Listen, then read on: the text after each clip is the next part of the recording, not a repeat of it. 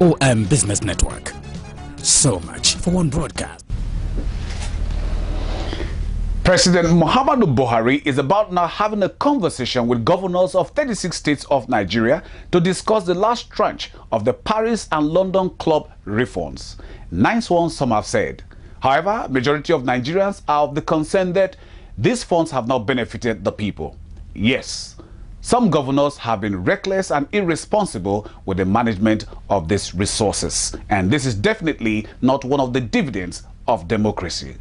Hello everyone, many thanks indeed for joining us. You're watching the EOM Business Network, and we're coming to you from the studios of EOM Communications. Today on the program, we'll kick off with the news. Thereafter is Spot On, and we have the Chairman and Chief Executive Officer of Itex Global Furniture, Tony Ezekiel.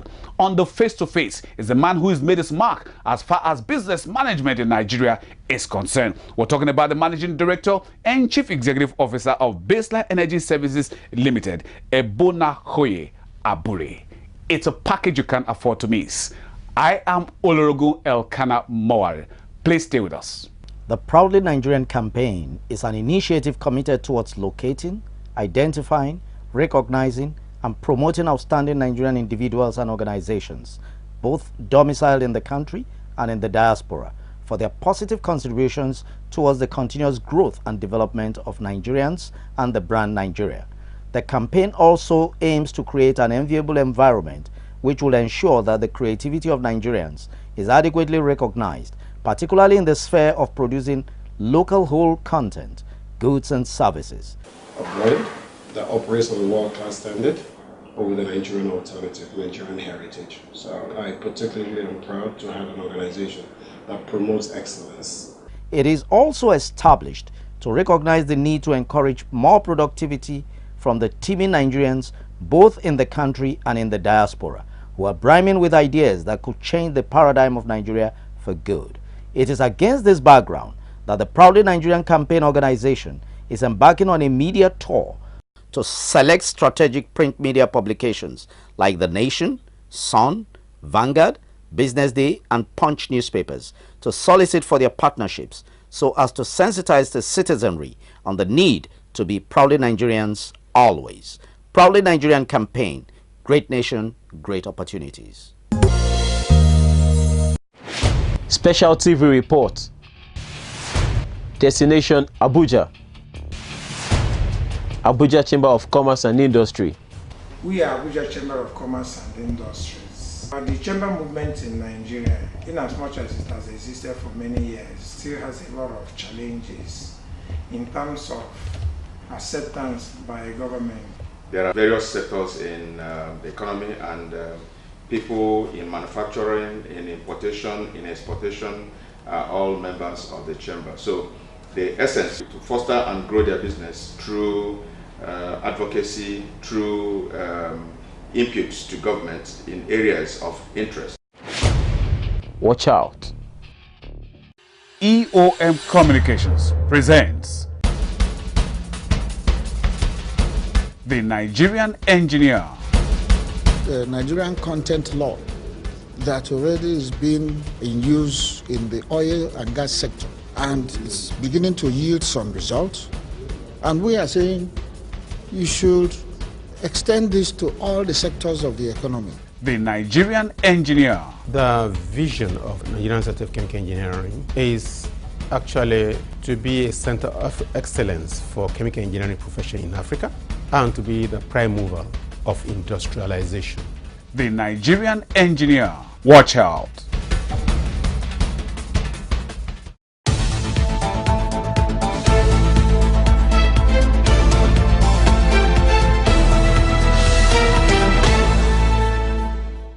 The government of Lagos State and indeed industry operators in the state are still very much in the euphoria of celebrating the 50 years of the creation of the state. Managing Director and Chief Executive Officer of Construction Coating Solutions Limited, Ademola Adeoti, has commended the drive of the Lagos State administration for setting the developmental pace for other states in Nigeria to follow. Celebrating the golden anniversary is one that one does sometimes in life, and really not everybody sees that often. So I think the celebrations have been welcome, and Lagos State has really gone about it in a way that you know, has kept everybody involved and engaged. And I think the state is only good to go to higher places from it. Lagos State, above all the other states that we have, you can say has achieved a pass mark, and successively the governments have been constructive and building on what the successive governments have left behind, and they have things to show for that anyway. We all can see the infrastructure development in Lagos.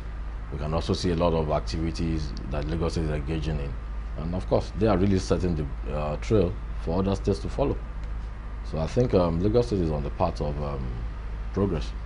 Still on Lagos at 50, Managing Director and Chief Executive Officer of Veritasi Homes and Properties Limited, Adetola Nola, has expressed admiration for the swift development in Lagos State. He added that Lagos has all it takes to be the biggest economy in Africa. Lagos State is a trailblazer state. The lead and everybody follow. I wouldn't say they, because I belong to Lagos State. I'm from Lagos State at West. So I think it's a huge milestone, and a lot has been achieved. Lagos State can run as a country on its own, so it's huge for us, in quotes, us. The level of development has been amazing. It's been really amazing. When the former governor, Fashola, was going after 8 years, we thought that was the best any governor could do in 8 years. But when Mr. Akinwumi Ambode came, in 2 years, it's done a lot, you know. I mean, talking about the huge bridge at Berger, at Wanaja, different projects like that I know of as a real estate person. So the development is so swift, and then it's been really amazing. I'm really happy for him. He's achieved a lot. I'm happy for us Lagosians. And let's now look at the engineering sector. Tony Ibrahim, Managing Director and Chief Executive Officer of Metal Mate Limited, has criticized government for the stunted growth of the fabrication industry. He also accused government for not supporting businesses in general. He therefore urged government to create an enabling business environment for industries to thrive. Like the Ministry of Commerce, like the Ministry of Transport, they have been looking away from us. I expect that we are to come nearer to us, see how can we help this country. Because we have many people in this fabrication industry, mostly automotive. If you look at during the past President Jonathan, he made mention of automotive industry coming back to life. But we have not seen the full result, though it's coming by and by. But the problem per se is the government. Secondly, energy. For the past 2 years now, we have been cut off from the national grid. We asked them, we wrote that they should come and cut off their line. Why? The service is so poor and the demand is high. We look at it that no, we cannot be paying for not a service that is not doing that. So we decided to go on gen and we calculate how many hours are going to use in working. Those are the things that is causing problem. Many factories closed down because they can't put their head, they are going to get some problem in return. So some of them pull out from the business. So the area we need government is that they should come in, bring the fabricants together, see how they can. If you bring us together, we have a lot to offer this country. Look at the number of people we are having here. If you have in Ogun State, let's have 20 of this in Ogun State. If each company will have about 50 to 100 dependents, that is the employee that are being under their payroll, I believe we have done a lot. That is the possibility. How many are we in Ogun State? Into agriculture. Group Managing Director and Chief Executive Officer of Maizube Farms Nigeria Limited, Alhaji Yakubu Abubakar, has expressed optimism that the agricultural sector in Nigeria is showing impressive signs of improvement. Alhaji Abubakar, spoke on this during an exclusive interview with EOM Business Network News correspondent in Abuja. For the past 2 years now, agriculture has, I think, has improved in terms of the output, in terms of the numbers of people that participate now in farming, and then in terms of equipment too and fertilizers issue. For example, to be sincere with you, normally we do find it difficult to get fertilizers, but like I have mentioned, for the past 2 years, we don't have any difficulty accessing fertilizers. We go to the factory here, which is located in Mina, and we place our order and we get the fertilizer. This is a very good development. And then, like I have mentioned, a lot of people have gone into farming. So that has helped in terms of unemployment, because some people that doesn't have anything doing now, they have something doing. So that has helped again. And then thirdly, again, like I have said, the product makes things to like the prices of product to collapse. Whenever there is harvest, the harvesting period is here, you see that food products keeps on crashing. The prices keep on going down, and that is another plus. In terms of the equipment, I think the government has tried to assist the farmers with the tractors and other equipment. And again, I think there was this policy of assisting the farmers. Is it they call it farmer growers or something like that? That has to do with the rice production here in Niger State. They give the farmers the seed, the chemicals, and then assist them with money or the tractors to go and help them to do this thing. So I think with this, there is a lot of improvement that we are seeing and we are noticing. Now to the aviation sector. Chairman and Chief Executive Officer of Westlink Airlines, Captain Ibrahim Ichelia, has applauded the level of improvement in the Nigerian aviation sector's business environment. He is of the view that the Nigerian aviation space is more lucrative than other African countries.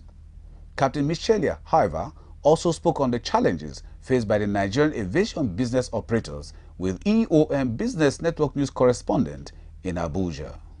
There are problems. There are improvements. It's not just about 2 years. It's about many, many years back. The major problem that we are tackling today in essence did not start today. It started over a long period. But with aviation, I've always said that a deliberate intention and policies will make things a lot different. Because if we go out and clap for other people's aviation, we can clap for ours before going out. It's quite possible. The environment is there. In fact, we have a more lucrative aviation business environment than most of the places that are doing well. So it's still part of this, our intentions to really do the right thing is really the problem. It has nothing to do with whether the ingredients exist or not. They do exist for progress, tremendously. It's a system problem. It's a systemic problem. Systemic in the sense that, have we done all the best that we should? I would say no. Is there more room? Yes. Can we do it? Yes. So we should probably try to look at those things that we've been talking about for the past maybe 30 years. I've been into this now, I'm approaching 35 years now in it. And from the time I started to be in management of airlines, close to also 30 years now, I've always had the same complaints.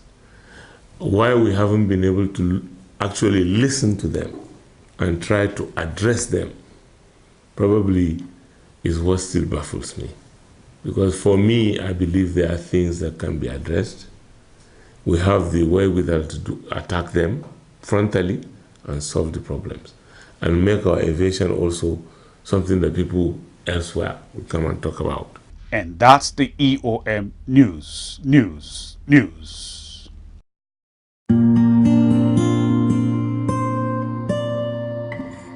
Tony Ezekiel is Chairman and Chief Executive Officer of Itex Global Furniture.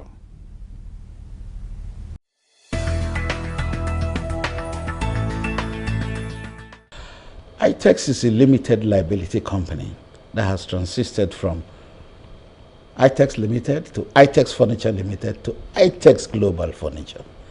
The growth is organic, consistent with the normal growth of any industries whose foundations is solid and based on basic principles of production.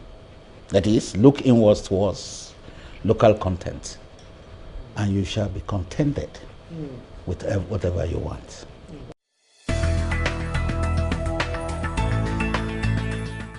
We have successfully furnished most monumental buildings in Abuja and around the country.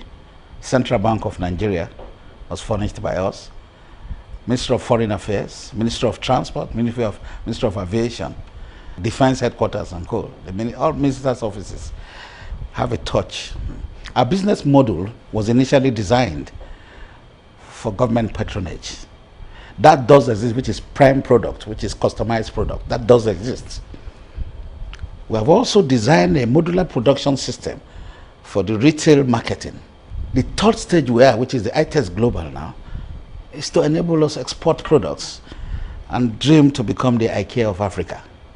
It is our intention to have the leeway and create hubs within the eastern, central, western countries in Africa and be able to distribute our goods. We are very much aware of the foreign influx of smuggled goods, of imported goods. We feel excited about that. We feel challenged because we believe in the integrity of our products and the ruggedness of our designs and the robustness that exists in an African product for an African person. If you know the way an African sits on a chair, it is interesting. We sit as if we own that chair with all our power. Yes, you can't do the same with a foreign product that is designed for a Chinese man. Excuse me. I have nothing against the Chinese, but they are a bit lighter than us. But we have come a long way to understand the intricacies of this industry and the standardization of products. That I no longer compare my product on a local level. I believe my product could be displayed anywhere in the world and it will stand the test of time.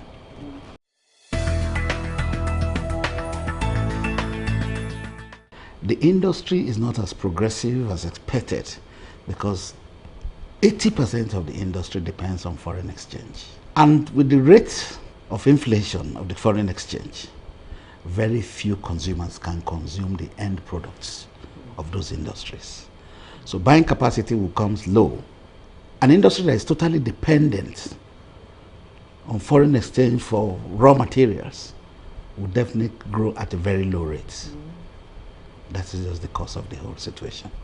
So let Nigerian companies begin to research into the use of local materials. My local content has improved tremendously from 25% to 80%. So all I import now are accessories that are made outside the country to complement the effort of my furniture because they are not locally produced. Baseline Energy Services Limited is a leading privately owned engineering, servicing and construction company which seeks to develop a global market and leadership position in the oil and gas industry by creating a first-class, cost-effective and technology-driven organization with superior returns to our shareholders. Baseline Energy Services Limited has correspondent relationships with a number of companies within Nigeria, Ghana, South Africa, China, and various countries in Europe, North and South America, with whom it shares resources, expertise, and technology. As a leader in any project, Baseline Energy Services Limited takes the ultimate responsibility for the overall quality and efficiency of the finished products. It also ensures that all contracts executed are completed to the best possible standard and above all, in tandem with international best practices. Baseline Energy Services Limited's modus operandi is continually being improved and updated to align with innovative and productive processes to be at par with the latest technological developments. Ebonakoye Abure is the Managing Director and Chief Executive Officer of Baseline Energy Services Limited. We started out to provide services to the E&P companies in the flow processes. So we were looking at being able to provide services, beginning from the wellhead up to the point of sales of the refined products. So we look at being able to maintain compressors, flow stations, valves, and what have you, pipelines, leakages.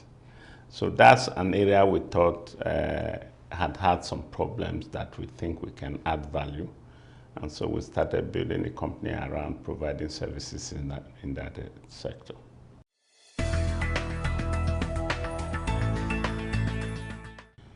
I think the issue of electricity can be solved if the federal government removes this issue of who can generate power completely and let anybody that can generate power.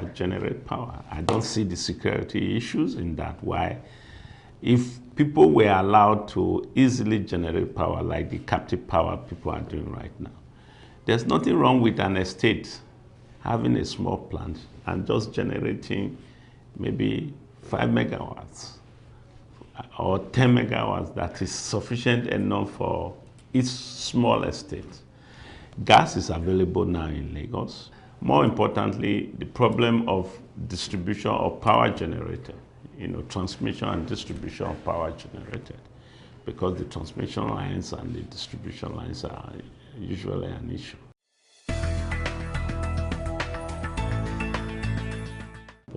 You have to register with Itex, you pay. You have to register with DPRO, you pay. Then you have NSITF. Then you have the education fund. Then you have all kinds of taxes. By the time you finish paying, then the state government comes to you and say, I think you are making so much money, you should pay us 25 million or 5 million as tax. That really hampers business. It would be good to streamline that because you have so many layers of taxes that are unnecessary.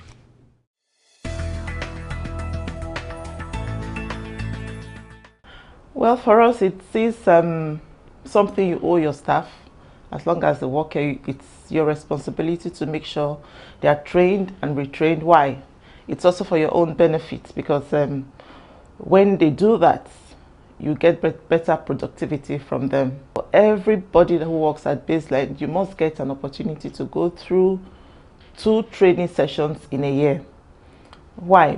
Baseline wants you to be able to take up tasks with very minimal supervision. So if you don't know it, you can't give anything. So it's important for you to also go for these training sessions at least twice in 1 year.